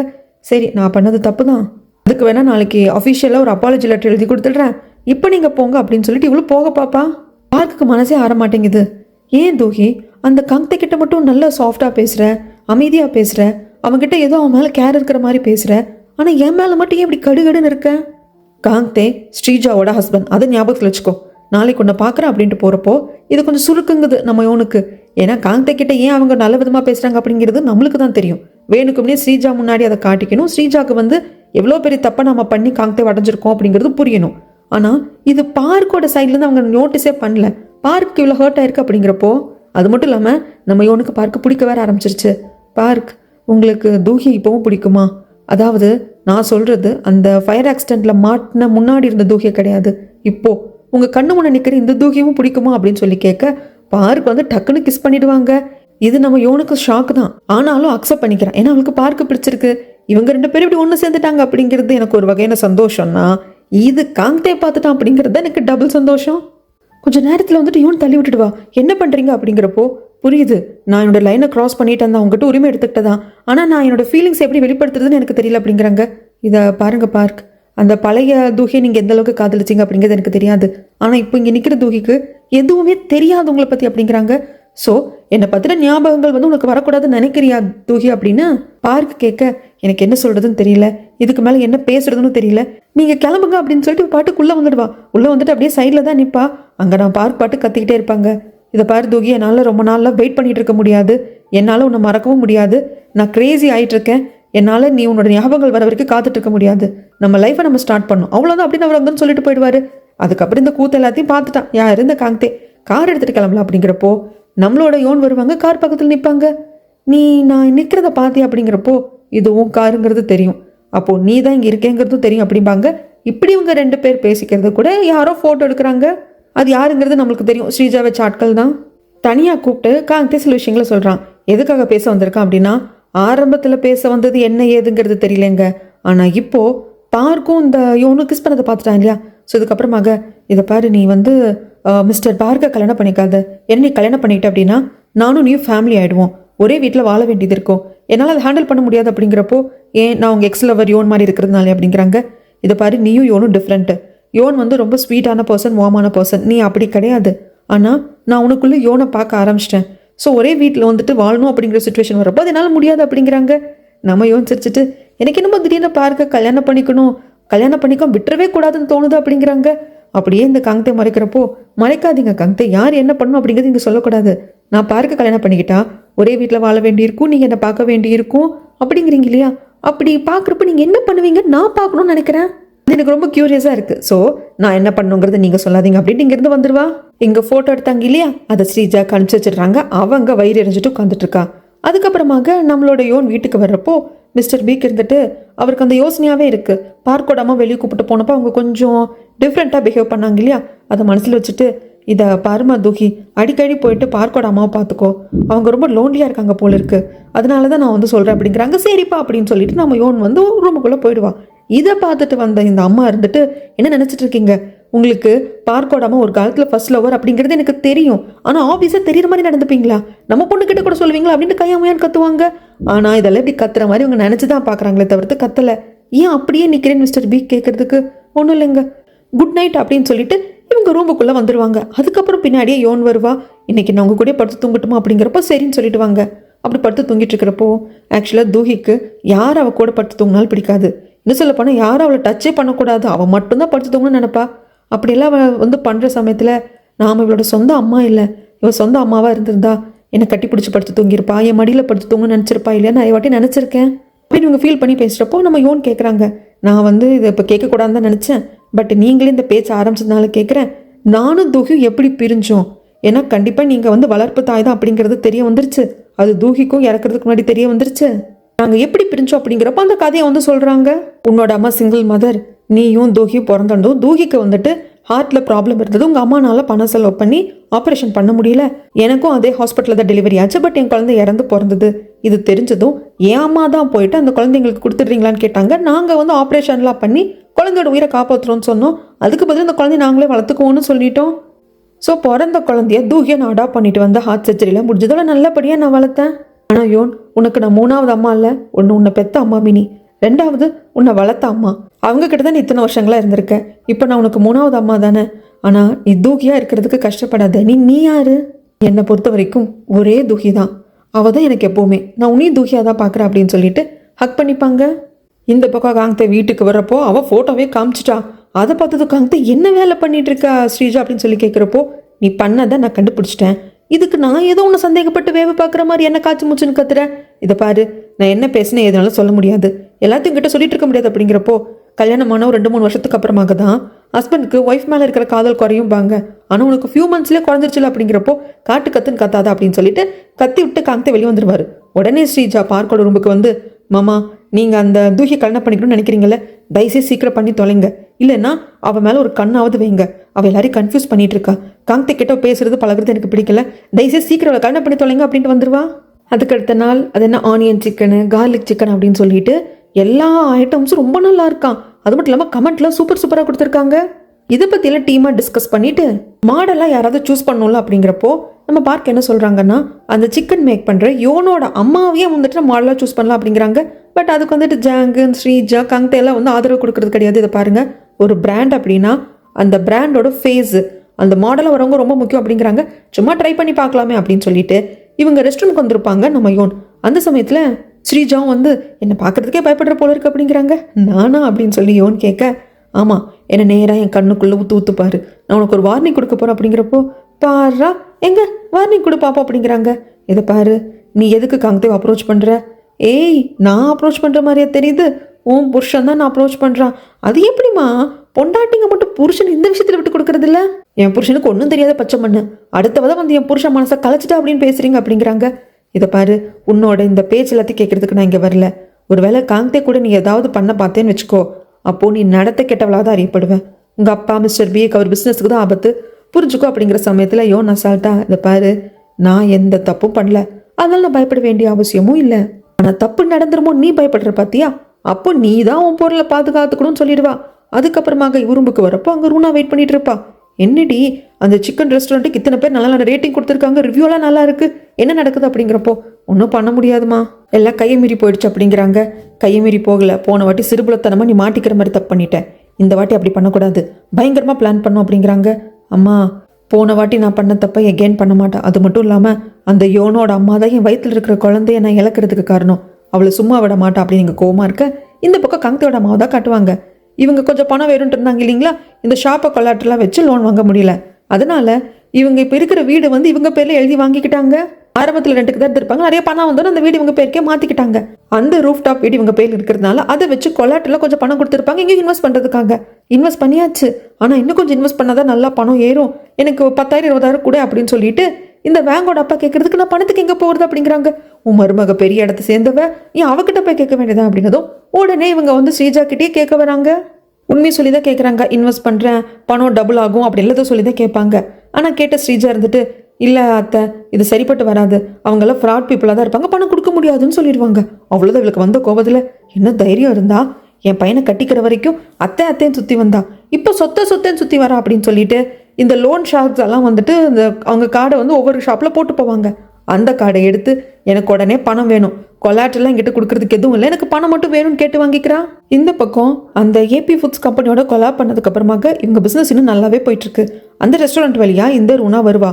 வந்தவ இந்த பில்டிங்கோட ஓனருக்கு கால் பண்ணி இந்த ப்ராப்பர்ட்டி நல்லா இருக்கு, எவ்வளோ நாளும் விலை கொடுத்து வாங்கிக்கிறேன் அப்படின்னு சொல்றா.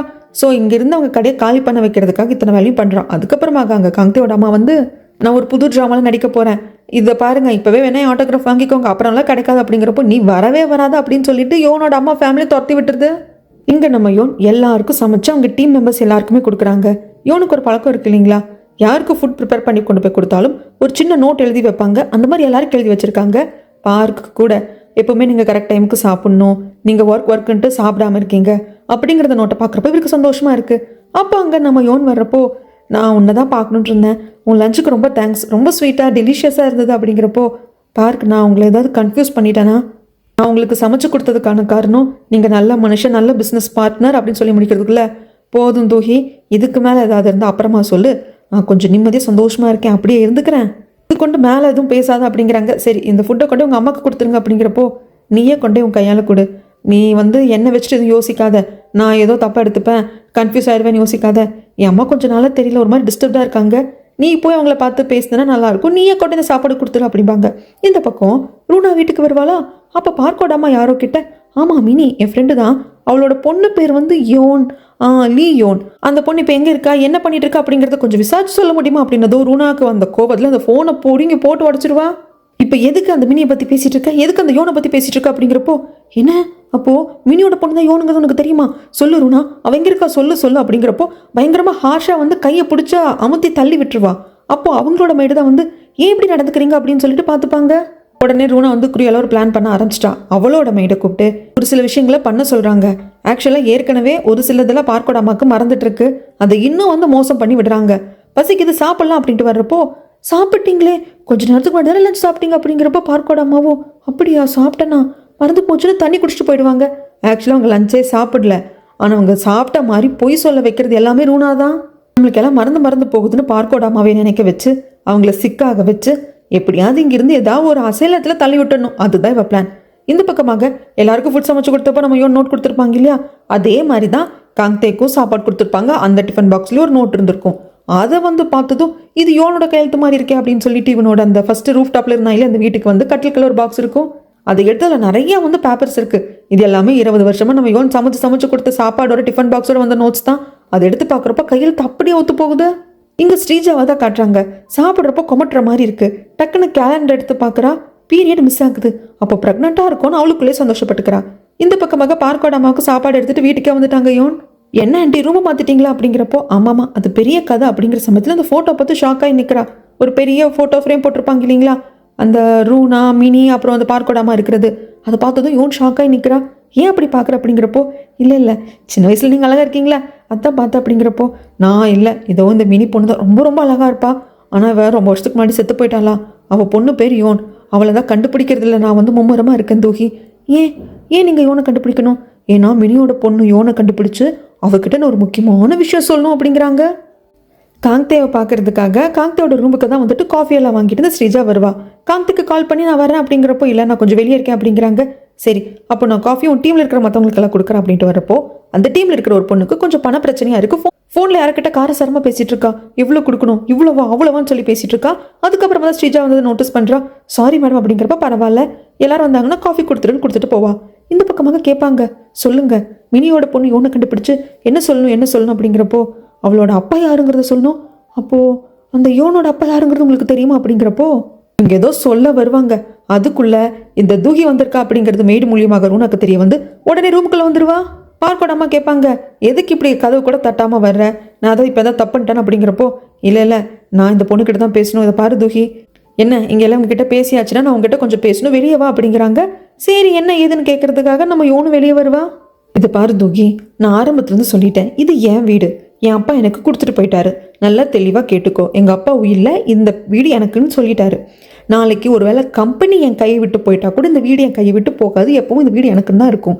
என் வீட்டில் யார் வரணும் போகணும் அப்படிங்கிறத நான் தான் முடிவு பண்ணும். எனக்கு பார்க்கோட அம்மா இருக்கிறதே பிடிக்கல, நீ வர்றது சுத்தமாக பிடிக்கல அப்படிம்பாங்க. ஆனால் எனக்கு பிடிச்சிருக்கே. என்ன பிடிச்சிருக்கு? உங்களை தான் ரூனா மேடம், உங்களை தான் நான் ரோல் மாடலாக பார்க்குறேன். என்னையா ரோல் மாடலாக பார்க்குறவங்களுக்கு எங்கிட்ட என்னம்மா இருக்குது? என்ன இல்லை, சே ஒன்றுல குறி வச்சா அதை எப்படியாவது அடைஞ்சிடுறீங்க பார்த்தீங்களா? ஐ மீன் நீங்கள் தப்பான வழியில் அடையிறீங்க, ஆனால் அந்த உறுதி எனக்கு பிடிச்சிருக்கு. அதை நான் எடுத்துக்க நினைக்கிறேன். உங்களை பார்த்து பார்த்து நான் மலைச்சு போகிறேன். இப்படியெல்லாம் கூட ஒரு ஜீவராசி உயிர் வாழ முடியுமா? இப்படியெல்லாம் கூட ஒரு பொம்பளை இருப்பாளா? இப்படியெல்லாம் கூட ஒரு உயிரினத்தை ஆண்டவன் படைச்சிருப்பானா? ஆண்டவன் இப்படி உங்களை படைக்கிறப்போ, இந்த அறிவெல்லாம் உங்களுக்கு வைக்கிறப்போ, இந்த கோக்குமாக்கு கோணல் புத்தி, அடுத்தவங்க ரகசியத்தை வச்சு விளையாடுறது, அடுத்தவங்களை வீழ்த்துறதுக்காக யாருக்குமே தெரியாமல் ரொம்ப ரகசியமாக காய் நகர்த்துறது அப்படின்னு சொல்லிட்டு இவ்வளோ டேலண்ட் இருக்கே, இதை நான் ரொம்ப அட்மையர் பண்ணுறேன், அதுக்காக தான் வரேன் அப்படின்னு சொல்ல நல்லா வஞ்ச புகழ்ச்சி பண்ணுறேன்னு எனக்கு தெரியுது. இந்த வீட்டுக்கு நீ வர்றதுக்கு ஏதாவது காரணம் இருந்தால் அதை சொல்ல அப்படிங்கிறாங்க. இப்போ கொஞ்சம் நேரத்துக்கு முன்னாடி பார்க்கடாமா கிட்ட பேசிட்டு இருந்தாங்க இல்லையா, நான் என் ஃப்ரெண்டு மினியோட பொண்ணு யோனை கண்டுபிடிக்கணும் அப்படின்னு சொல்லிட்டு இப்போது இந்த தூஹி அதை சொல்கிறா. ஆக்சுவலி இப்போ தான் பார்க்கடாமா கிட்ட சொன்னாங்க, அவங்க கிளாஸ்மேட் மினியோட பொண்ணான யோனை கண்டுபிடிக்கணுமா, என்னை கண்டுபிடிச்சு கொடுக்க முடியுமா அப்படின்னு ஹெல்ப் கேட்டிருக்காங்க அப்படிங்கிறாங்க. இது சொன்னது இவன் முகம் மாறிடுது. இதை பாரு, பார்க்கடாமா சரியில்லை, அவங்களோட மைண்டு ஸ்டேபிளாக இல்லை, அவங்களுக்கு ட்ரீட்மெண்ட் தேவைப்படுது, நீயே அதை கொஞ்சம் நெருங்கி பழகினா நோட்டீஸ் பண்ணிப்பா அப்படின்னு சொல்லிடுறாங்க. யோனுக்கும் என்னவா இருக்கும், இவங்க சொல்கிறது உண்மையாக இருக்கும் அப்படின்னு சொல்லிட்டு யோசிக்கிறான்.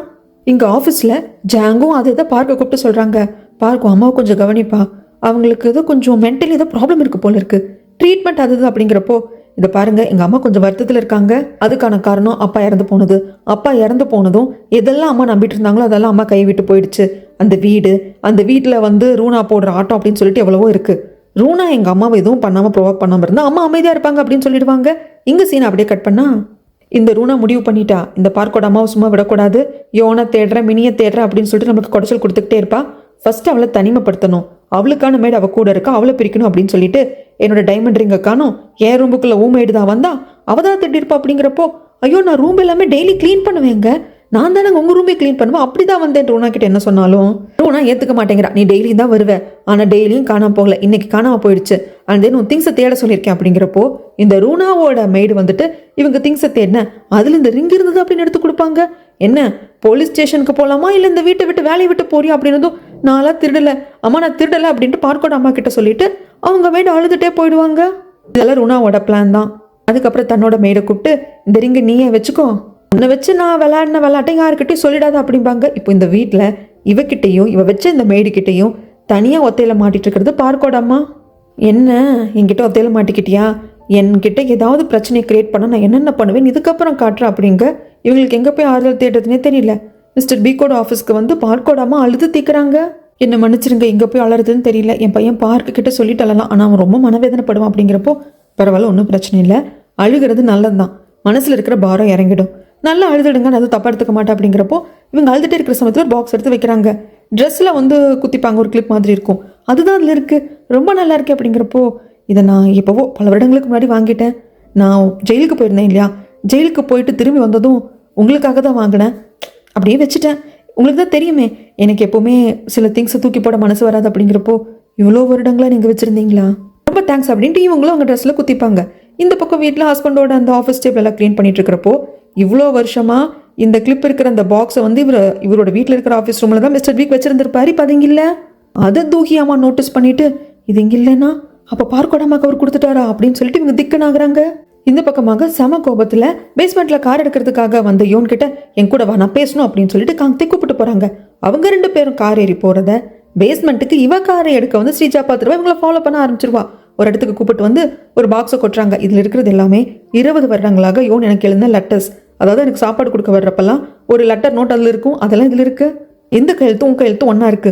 யோன் நல்லா யோசிச்சு பாரு, நம்ம குழந்தை எல்லாமே யோசிச்சு பாரு, நீ யோன் தான், நீ எதுக்காக தூக்கியாக நடிச்சிட்டு இருக்க அப்படிங்கிறப்போ, இதை பாருங்க, இதெல்லாம் எடுத்துக்க முடியாது, இதெல்லாம் எப்படி நான் எவிடன்ஸ் எடுத்துக்க முடியும், நான் தான் யோன் அப்படின்னு என்னை கரெக்டாக பாயிண்ட் பண்ணுற மாதிரி ஒரு எவிடன்ஸ் எடுத்துகிட்டு வாங்க. அது மட்டும் இல்லாமல் இந்த யோன் 12 வயசாக இருக்கிறப்ப உங்கள் கூட இருந்திருக்கா, உங்களுக்காகவே வாழ்ந்திருக்கா. அந்த பொண்ணை சாக விட்டுட்டு அவளுக்கு நீங்கள் கொடுத்த குழந்தையையும் அம்போன்னு சாக விட்டுட்டு இப்போ நான் தான் யோன் அப்படின்னா என்னையும் சாகடிக்க பார்க்குறீங்களா? நான் தான் யோன்னா எவிடன்ஸை காட்டுங்க அப்படின்னு சொல்லிட்டு போக பார்க்குறப்போ அந்த இடத்துக்கு ஸ்ரீஜா தான் ஃபாலோ பண்ணிட்டு நிற்கிறா இல்லையா. செம கோவம் மறைச்சு பார்க்குறப்போ, என்ன ஸ்ரீஜா உன் ஹஸ்பண்டை நீ நம்பலையா? வருங்காலம் அந்த கம்பெனியோட சேர்மேனான காங்தேவை அவங்க ஒய்ஃப் சந்தேகப்பட்டுட்டு ஃபாலோ பண்ணுறாங்கன்னு தெரிஞ்சா மீடியா உலகம் சிரிக்காது அப்படிங்கிறப்போ, ஏண்டி இப்படி வாழ்க்கையில் விளையாடுற அப்படின்னு போட்டு உழுக்குன்னு உழுக்கிறப்போ கடைசியில் காங்தே தான் இருந்துட்டு அமைதியார் ஸ்ரீஜா அப்படிம்பாங்க. ஹஸ்பண்ட் ஒய்ஃப் சண்டே எல்லாம் பெட்ரூம்குள்ளே வச்சுக்கோங்க, தேவையில்லாம என்கிட்ட வந்தீங்கன்னா வேற மாதிரி சீன் ஆயிடும் அப்படின்னு திட்டி விட்டுட்டு அங்கிருந்து யோன் வந்துருவா. அதுக்கப்புறமாக ஸ்ரீஜா காங்தேவை பிடிச்சி உழுக்குன்னு உழுக்குறான். நான் உன்னை ஃபாலோ பண்ணுறேன், உன்னை சந்தேகப்படுறேன், உன்னை வந்து ஆள் வச்சு ஃபோட்டோ எடுக்கிறேங்கிறதெல்லாம் தெரிஞ்சிருந்தும் நீ இதை தூகியை மீட் பண்ண வர்ற அப்படின்னா அப்படி யோன் உனக்கு முக்கியமாக போயிட்டாளா? யோன் மாதிரி இருக்கிறதுனால நீ இவளை இன்னும் பார்க்க தான் வந்துட்டு இருப்பியா அப்படின்னு அந்த பேப்பரை கிளிக்க பார்க்குறா, மிதிக்க பார்க்குறா. இந்த காங்தேக்கு கோவம் வந்துடும். தள்ளி போன்னு தள்ளி விட்டதும், ஓ இதை நான் மிதிக்கக்கூடாதுங்கிறதுக்காக தள்ளி விடுறியா அப்படின்னு சொல்லிட்டு உடனே ஆற்றுல இறங்க ஆரம்பிச்சிருவா. கடைசியில் தான் காங்தே வந்து சமாதானப்படுத்தி, ஐயோ தப்பு தான் தாயை மன்னிச்சிரு அப்படின்னு சொல்லி கூப்பிட்டு வருவாங்க. நான் இந்த இடத்துல ஒரு விஷயம் சொல்லணுங்க. 12 வயசாக இருந்தப்போ நம்மளோட யோனை வந்து இந்த ஸ்ரீஜாக பிடிக்காது. அப்போது கீழே கிடந்த கண்ணாடி துண்டை இவ கால் மேலே வச்சு இவளே அதை ஏற்றிக்கிட்டு ஒரு விக்டிம் கேம் ப்ளே பண்ணியிருப்பா. இப்போவும் அதை தான் பண்ணுறா. இவளால் எப்போ ஒன்று சாதிக்க முடியலையோ அப்போ இவளே ஹர்ட் பண்ணிக்கிறா. இதை ஞாபகம் வச்சுக்கோங்க. இங்கே போர்ட் மீட்டிங்க்கு எல்லாரும் வெயிட் பண்ணிட்டு இருக்காங்க. ஸ்ரீஜா வரல. ஜாங் வந்து டைமை பார்த்துக்கிட்டே இருக்காங்க. கடைசியில் எல்லாரும் ஒரு மாதிரி நெளியிறப்போ, சரி ஸ்ரீஜா இல்லாமல் நம்ம மீட்டிங்கை ஸ்டார்ட் பண்ணலாம் அப்படின்னு சொல்லிட்டு மீட்டிங் எல்லாத்தையும் பண்ணி முடிச்சிடுறாங்க. இவர் ஆஃபீஸ் ரூமுக்கு வரப்போ ஆல்ரெடி இதே மாதிரி ஒரு மீட்டிங்கை ஸ்ரீஜா மிஸ் பண்ணியிருக்கா. இது 2வது வாட்டி. ஸ்ரீஜா நீ பண்ணுறது சரி கிடையாது அப்படின்ட்டு இவருக்கு பயங்கர கோவம் வருது. ஸ்ரீஜாவை காங்தே வீட்டுக்கு கூப்பிட்டு வந்துருவான். பின்னாடி ரூனா வந்துட்டு என்னாச்சு ஏதாச்சு அப்படின்னு கேட்கறதுக்கு, அம்மா பதறாத, நான் தெரியாதனமா ஆற்றுல விழுந்துட்டேன். ஆற்றுல எப்படி நீ தெரியாதனமா விழுவேன்? ஐயோ என் புருஷன் கூட அந்த இடத்துல கொஞ்சம் பேசலான்னு போனேன், அப்போ பேசிட்டே இருந்தப்போ தெரியாதனமா விழுந்துட்டேன், போதுமா அப்படிங்கிறாங்க. நீ தயவுசெய்து போமா அப்படின்னதும் ரூனாக்கு ஏதோ புரியுது. சரி இதுக்கு மேலே கேட்டு தொலைய வேண்டாம் அப்படின்ட்டு அவள் போயிடுறான். அதுக்கப்புறமாக நான் டீ எடுத்துகிட்டு வரேன் காங்தே போகிறப்போ, காங்தே நான் ப்ரெக்னெண்ட்டாக இருக்கேன் அப்படின்னதும், என்ன சொல்கிறேன், டாக்டரை பார்த்தியா? டாக்டர் பார்க்கல, ஆனால் நான் ப்ரெக்னெண்ட்டாக இருக்கேன் எனக்கு தெரியும், டாக்டரை பார்த்து கன்ஃபார்ம் பண்ணிக்கோ அப்படின்ட்டு காங்தே போயிடுவான். இவளுக்கு கோவம் வந்துடும். என்னால் மறக்க முடியாது காங்தே, அந்த தூகியை நீ பார்த்தி ஒரு பார்வை, அதில் இவ்வளோ காதல் இருந்தது, என்னால் அதை மறக்கவே முடியல. ஆனால் நான் ப்ரெக்னெண்ட்டாக இருக்கேன்னு சொல்கிறேன், நீ சந்தோஷப்படுறதுக்கு பதிலாக டாக்டர்கிட்ட போய் கன்ஃபார்ம் பண்ண சொல்கிறேன் அப்படின்ட்டு இவன் மனசுக்குள்ளேயே பொறும்பிட்டு இருக்க. இந்த பக்கமாக ஆஃபீஸில் கொஞ்சம் வேலை இருக்கும், அதை பார்க்கறதுக்காக யோன் வந்திருப்பாங்க. அப்போ அவங்க டேபிளில் வந்துட்டு பார்க்கு ஒரு நோட் எழுதி வச்சுருப்பாரு. இன்றைக்கி நாள் முழுக்க நான் உன்னை தேடினேன், உன்னை பார்க்க முடியல, இன்றைக்கி நான் லேட் நைட் ஒர்க் பண்ணுவேன், நீ ஒரு வேளை எகெயின் ஒர்க் பண்ணுறதுக்காக ஆஃபீஸ் வந்த அப்படின்னா எனக்கு காஃபி வாங்கிட்டு வான்னு எழுதி வச்சுருப்பாங்க. இவங்களும் காஃபி வாங்கிட்டு போய் பார்த்தா அவர் பாட்டுக்கு படுத்து தூங்கிட்டு இருப்பாங்க. எல்லாரும் எனக்கு பண்ண பாவத்துக்கு நான் உங்களுக்கு பதிலடி கொடுத்துருவேன் பார்க், ஆனால் உங்களுக்கு என்ன பதில் சொல்ல போகிறேன்னு தெரியல அப்படின்ட்டு கோட் எடுத்து போத்தி விட்டுட்டு அவங்க வந்துடுவாங்க. அதுக்கப்புறமாக லோன் ஷாக்ஸ் கிட்ட இருந்து அந்த அம்மா பணம் வாங்கிருச்சு. பணத்தை வந்துட்டு அந்த வேங்கோட அப்பா கிட்டையும் காட்டுது. இவ்வளோ பணம் உனக்கு யார் கொடுத்தா, உன் மருமகளா அப்படின்னு கேட்கறதுக்கு, அவெல்லாம் ஒன்றும் கொடுக்கல, அந்த சிக்கன் ரெஸ்டாரண்ட் வச்சிருக்காளே யோனோட அம்மா, அவன் என்ன பார்க்கறதுக்கு நல்லாவா இருக்கா, ஆனால் அவளோட ஷாப்புக்கு அவளே வந்து மாடலாக இருக்க போகிறாளாம். அப்படி இருக்கிறப்ப நான் எவ்வளோ நல்லா இருக்கேன், நான் ஏன் வந்து நடிக்கக்கூடாது, எனக்குன்னு நிறைய கனவுகள் இருக்குது, ஸோ இதை நான் கடன் தான் வாங்கியிருக்கேன், நம்ம லைஃப்பில் நான் முன்னேறணும் அப்படின்னு சொல்லிட்டு இதுக 2 பண்ணுறதை பார்த்தா எங்கேயோ போய் பயங்கரமாக விழுந்து வாரதான் போகுதுங்க. இங்கே சீன் அப்படியே கட் பண்ணா ஒருத்தர் வந்து யோனோட அம்மாவை பார்க்குறாங்க. உங்கள் கார்டெல்லாம் கொடுத்துட்டு, நீங்கள் இந்த மாதிரி இந்த ஏபி ஃபுட்ஸ் அப்படிங்கிற கம்பெனியோட அக்ரிமெண்ட் சைன் பண்ணியிருக்கீங்களாமே, எங்கள் கம்பெனியோடவோ சைன் பண்ணிக்கோங்க, உங்களுக்கு இதை விட பெட்டரான பிளேஸ் எல்லாம் பார்த்து கொடுக்குறோம் அப்படிங்கிறப்போ, இல்லைங்க இது இல்லீகல், நாங்கள் ஏற்கனவே உங்கள் கூட சைன் பண்ணியிருக்கோம், எப்படி உங்கள் கூட சைன் பண்ணிக்க முடியும் அப்படிங்கிறப்போ, ஆக்சுவலாக மிஸ்டர் பிக் தெரியும் இல்லையா, தூகியோட அப்பா, அவருக்கு நிறைய கம்பெனிஸ் இருக்குது, கன்ஸ்ட்ரக்ஷன் கம்பெனி, இந்த மாதிரி ஃபுட் கம்பெனிஸ் நிறையா இருக்குது, அதில் நாங்களும் ஒரு பிரான்ச் தான், அதனால் எங்களையும் கன்சிடர் பண்ணுங்கன்னு கொடுத்துட்டு வந்திருப்பாங்க. இந்த வேலையெல்லாம் பார்க்குறது ஸ்ரீஜா தான். ஸ்ரீஜா தான் இந்த வேலையை பார்த்து வச்சிருக்கா. இங்கே ரூனா ஹாஸ்பிட்டலுக்கு வந்தே தீருன்னு பார்க்கடமா கையை பிடிச்சி எடுத்துட்டு வந்துட்டு இருக்கிறா. உனக்கு டிமென்ஷியா இருக்கு, வாங்கி கூட செக்கப்புக்கு அப்படிங்கிறப்போ, என்ன ஏதோ பண்ணி எங்கேயோ கொண்டு போய் ஒழிச்சு கிட்ட தானே பார்க்குறேன், நான் வரமாட்டேடி அப்படின்ட்டு ரூனாவோட கையவே கடிச்சு வச்சிருவாங்க. அதுக்கப்புறமாக இவங்களுக்கு என்னமோ தோணுது. அதனால யோனுக்கு கால் பண்ணி, அம்மா தூஹி நீ கொஞ்சம் என் கூட வரியாமா அப்படின்னு சொல்லிட்டு ஹாஸ்பிட்டலுக்கு கூப்பிட்டு போக சொல்கிறாங்க. செக்கப் எல்லாம் முடிஞ்சிருச்சு. வெளியே பார்க்கோட அம்மா வெயிட் பண்ண சொல்லிட்டு நம்ம யோன்கிட்ட மட்டும் டாக்டர் என்னமோ சொல்கிறாங்க. ஆக்சுவலாக இவங்க டெமென்ஷியாவோட ஸ்டார்டிங் ஸ்டேஜில் இருக்காங்க, ஆனால் அது ரொம்ப சீக்கிரமாக நடக்குது. கொஞ்சம் ஸ்லோவாக தான் வந்துட்டு அந்த மறதி நோய் அப்படிங்கிறது வரும், பட் இவங்களுக்கு கொஞ்சம் சீக்கிரமாக நடந்துட்டுருக்கு. மருந்து மாத்திரையெல்லாம் கொடுக்குறேன், பட் எந்த அளவுக்கு கை கொடுக்குன்னு தெரியாது, முடிஞ்ச அளவுக்கு நல்லபடியாக பார்த்துக்கோங்கன்னு சொல்லியிருப்பாங்க. என்னம்மா டாக்டர் சொன்னாங்க அப்படின்னு கேட்கறதுக்கு, ஒன்றும் இல்லை, நீங்கள் நல்லா தான் இருக்கீங்களா, வாங்க வீட்டுக்கு போகலான்னு கூப்பிட்டு வராங்க.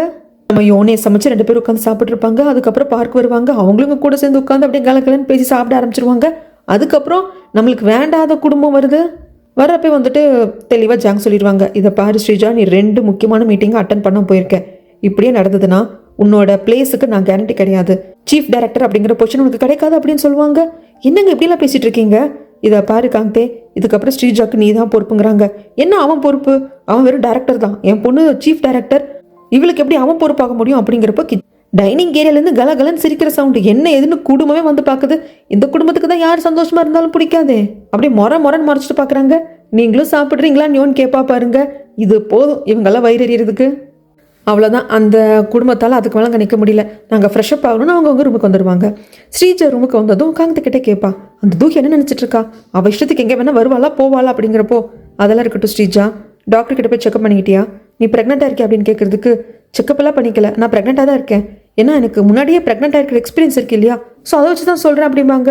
அப்படியா, சரி அப்படி நல்லா ரெஸ்ட் எடுக்கணும் அப்படிங்கிறப்போ, சரி இருங்க நான் முகம் கை கால் கழுவிட்டு வந்துடுறேன் அப்படின்ட்டு வந்தவ யோசிச்சு பார்க்குறேன். ஆக்சுவலி டாக்டர் போய் பார்த்து செக்அப் பண்ணிட்டா, ஸ்ரீஜா ப்ரெக்னெண்ட்டாக இல்லை, இது ஃபால்ஸ் ப்ரெக்னன்சி அப்படின்னு சொல்லுவாங்களாம்மா.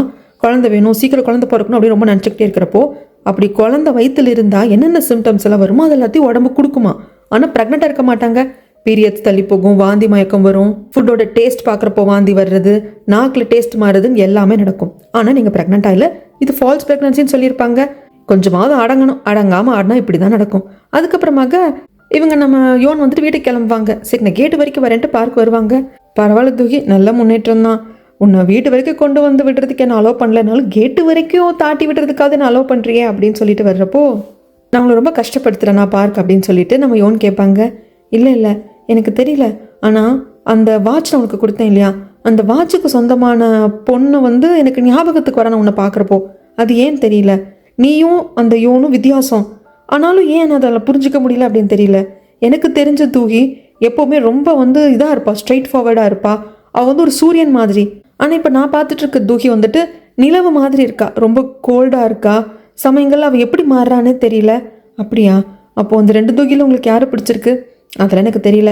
அந்த தூகி இந்த தூகி எனக்கு பிரித்து பார்க்க தெரியல. நீ யாராக இருந்தாலும் சரி, நீ என்னோட லவ், நான் உன்னை லவ் பண்ணுறேன் அப்படிம்பாங்க. அது மட்டும் இல்லாமல் நான் உனக்காக காத்துட்ருக்கேன் எவ்வளோ நாள் ஆனாலும், ஸோ டேக் யுவர் டைம் அப்படின்னு சொல்லுவாங்க. நம்ம இவனுக்கும் உடனே லவ் எல்லாம் சொல்லணும் தான் இருக்குது, பட் இருந்தாலும் முடிக்க வேண்டிய கடமைகள் நிறையா இருக்கு இல்லையா.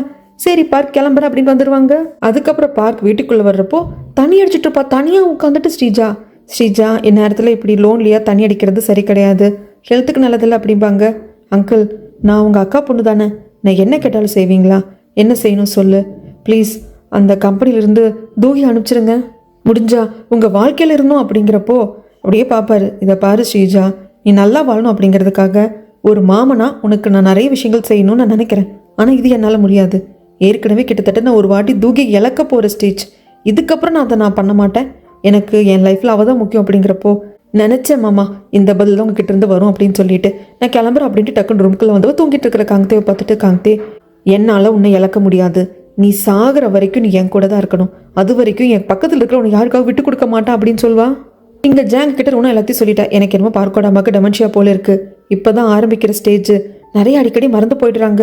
என்ன சொல்கிற, பார்க்கிட்ட சொன்னியா?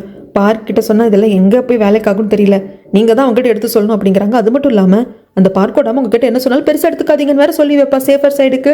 பார்க்கோடாமல் மினியை பற்றி மினியோட பொண்ணை பற்றிலாம் பேசுகிறாங்க இல்லையா, ஸோ அதனால் அதே மாதிரி எகேன் நடக்குது. எகேன் உட்காந்து நைட்டு சாப்பிட்ருக்காங்க. தண்ணி கொடுக்க வந்த காங்கிட்ட கேட்குறாங்க, நீங்கள் டின்னர் சாப்பிட்டீங்க இல்லையா? சாப்பிட்டேன், பட் எகெயின் வந்து எனக்கு பசிக்கிற மாதிரி இருந்தால் அதான் சாப்பிட்ருக்கேன். அப்புறம் ஜாங்கு, மினியை கண்டுபிடிக்கணும், மினியோட பொண்ணை கண்டுபிடிக்கணும். நான் இப்போ ஹெல்த்தியாக இருக்கேன், எல்லாமே கரெக்டாக எனக்கு ஞாபகத்தில் இருக்குது. அப்படி இருக்கிறப்பவே அந்த மினியோட பொண்ணுக்கிட்ட நான் சில விஷயங்களை சொல்லணும் அப்படிங்கிறாங்க. ஆனால் என்ன ஏதுங்கிறது ஜாங் கிட்ட சொல்ல.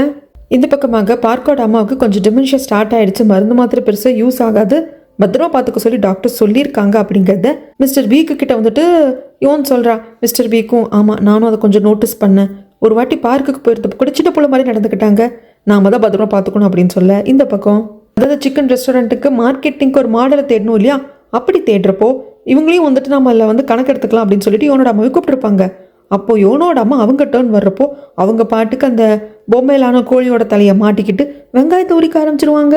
அதாவது அவங்க எப்படி ப்ரிப்பரேஷனை ஸ்டார்ட் பண்ணுவாங்க அப்படிங்கிற மாதிரி காட்ட ஆரம்பிச்சிட இவங்கள தான் ஃபைனலிஸ்ட் பண்ணுறாங்க. என்னங்க அந்த பொம்பளை மாடலா அப்படிங்கிறப்போ, ஆக்சுவலாக ஒரு சிக்கன் ரெஸ்டாரண்ட் இருக்குது, அதை ப்ரொமோட் பண்ணுறதுக்கு ஒரு மாடலை நாம் எப்படி செலக்ட் பண்ணுவோம், நல்லா ஸ்லிம்மாக இருக்கிற பொண்ணு, அழகாக இருக்கிற பொண்ணு. ஆனால் அதுக்கு பதிலாக அங்கே எப்படி சிக்கனை வந்து ப்ரிப்பேர் பண்ணுறாங்க, அதுக்கான இன்க்ரீடியன்ஸை மேக் பண்ணுறாங்க பார்த்தியா, அவங்க அதை மேக் பண்ணுறதே வந்து மாடல் ஆகிட்டாங்க. செம ஐடியா இல்லை அப்படிங்கிறப்போ, ஆமாம்மா புகழ்ந்து தள்ளுங்க, புகழ்ந்து தள்ளாமல் என்ன பண்ணுறது, எந்த இடத்துல திறமை இருக்கோ எந்த இடத்துல அவங்க நல்லா பர்ஃபார்ம் பண்ணுறாங்களோ அங்கே புகழை தான் செய்யணும். அது மட்டும் இல்லாமல் ஸ்ரீஜா இப்போல்லாம் நிதானத்திலேயே இல்லை, அவள் கம்பெனிலேயே ஃபர்ஸ்ட் ஆஃப் ஆல் இருக்கிறது இல்லை, நிறையா மீட்டிங்கை மிஸ் பண்ணுறா. இதெல்லாம் அவன் மேலே ஒரு பேட் இம்ப்ரெஷன் தான் கிரியேட் பண்ணும். என்ன நம்ம பொண்ணு சும்மா நோய் நோயின்னு சொல்லிட்டே இருக்கீங்க, நம்ம பொண்ணு ஏன் அப்படி இருக்கா, அதுக்கு காரணம் தூகி தான், தூகி இருக்கிறதுனால நம்ம பொண்ணு இப்படி இருக்கா அப்படிங்கிறப்ப ஜாங்குக்கு என்னைக்கிடி ஆத்தாலும் மகளும் தப்பு உங்கள் மேலே இருக்குன்னு ஒத்துட்டு இருக்கீங்க, சொல்கிறத கேட்டுக்கிறேன் அப்படிங்கிற மாதிரி உட்காந்துருப்பாரு. இந்த பக்கம் பீக்க பார்க்கறதுக்காக பார்க்கோட அம்மா வராங்க. ஃப்ளவர்ஸ் எல்லாம் வாங்கி கொண்டு வந்து கொடுக்குறாங்க. நீங்கள் என் பையனுக்கு நிறைய ஹெல்ப் பண்ணியிருக்கீங்க, அதுக்கு ரொம்ப நன்றி அப்படிங்கிறாங்க. மட்டும் இல்லாமல் அந்த நாட்களை என்னால் மறக்க முடியலைங்க. நான் ரொம்ப ஏழப்பட்ட வீட்டு பொண்ணு, எல்லாரும் என்னை எப்படி கூப்பிடுவாங்க அப்படிங்கிறது எனக்கு தெரியும். அப்படிங்கிறப்போ எதுக்கு அதெல்லாம் மனசில் வச்சுட்ருக்க, பழைய கசப்பான நினைவுகள் எல்லாத்தையும் மறந்துடு, நல்லதை மட்டும் ஞாபகத்தில் வச்சுக்கோ அப்படிங்கிறாங்க. ஆமாங்க, அதை தான் நானும் முயற்சி பண்ணுறேன். அப்புறம் நான் காலில் போட்டிருக்கிற சாண்டில்ஸ் பார்த்தீங்களா, உங்களுக்கு ஞாபகம் இருக்கா? நீங்கள் எனக்கு இது வாங்கி கொடுத்தீங்க. பார்க்கோட அப்பா கம்பெனியில் நான் செக்ரட்டரியாக வேலைக்கு சேர்ந்ததுக்காக எனக்கு வாங்கி கொடுத்தீங்க.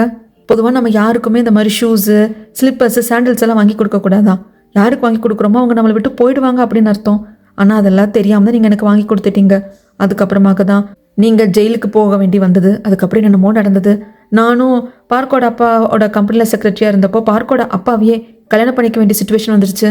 அந்த சமயத்தில் என்னோட பழைய நண்பர்கள் கிட்ட இருந்து எல்லாமே நான் தொடர்பை வந்து நான் துண்டிச்சுக்கிட்டேன். இவனோட க்ளோஸ் ஃப்ரெண்டான மினிக்கிட்ட கூட நான் சரியாக பேசுறதையே விட்டுட்டேன். ஏன்னா என் கூட ஸ்கூல்மேட்டாக இருந்த ரூனாவோட அப்பாவையே நான் கல்யாணம் பண்ணிக்கிட்டேன் அப்படிங்கிற காசிப் வந்து பேசுகிறாங்க தான். சில பேர் பேசுகிறாங்க க்ளோஸாக இருக்கிறவங்க, அது என் காதில் விழுக்கக்கூடாது அப்படிங்கிறதுக்காக தான் பார்க்கோட அப்பாவை நான் கல்யாணம் பண்ணதுக்கு அப்புறமாக என்னோட ஸ்கூல்மேட்ஸ் எல்லாத்தையும் பார்க்குறத நான் அவாய்ட் பண்ணிட்டேன். ஆனால் எனக்கு கொஞ்சம் நிறைய மறந்துக்கிட்டு வருது. எனக்கு டெமென்ஷியா இருக்குது அப்படிங்கிறது எனக்கே புரியுது. மொத்தமாக எல்லாத்தையும் மறக்கிறதுக்குள்ளே உங்ககிட்ட ஒன்று சொல்லணும், என்னை மன்னிச்சிருங்க அப்படின்னு சொல்லிட்டு அலறப்போ மிஸ்டர் பீக்குக்கும் ரொம்ப கஷ்டமாக போயிடும். அழாதீங்க அப்படின்னு சொல்லிட்டு அவர் எழுந்து போயிடுவாங்க. இவங்க அழுதுகிட்டே இருக்கிறப்போ மிஸ்டர் பீக்கோட ஃபோன் வந்து ரிங் ஆகும். அவங்க ஒய்ஃப் தான் கூப்பிடுறாங்க. இவங்க அட்டன் பண்ணுறாங்க. அந்த பேரை பார்த்ததும் சரி நாம சொல்லலாமே அப்படின்னு சொல்லிட்டு இந்த மாதிரி பீக் வெளியே போயிருக்காருங்க. நான் வந்து பார்க்கோட அம்மா பேசுகிறேன் அப்படின்னதும் அவ்வளோதான், அவங்களுக்கு மனசே விட்டுருச்சு. இங்கே ரூனா வீட்டில் பார்க்கோட அம்மா இல்லை அப்படிங்கிறத கன்ஃபார்ம் பண்ணிக்கிட்டு அவங்க ரூமில் வந்து சில விஷயங்களை தேடுறா. அப்போ சில மெடிசன் பாட்டில்ஸ் கிடைக்குது. இது எதுக்கு எடுத்துக்கிறாங்க அப்படின்னு சொல்லிட்டு சர்ச் பண்ணணும் அப்படிங்கிற முடிவுக்கு வரா. இந்த பக்கமாக அமைதியையும் நிம்மதியும் இழந்துட்டாங்க யாரு, தூகியோட அம்மா.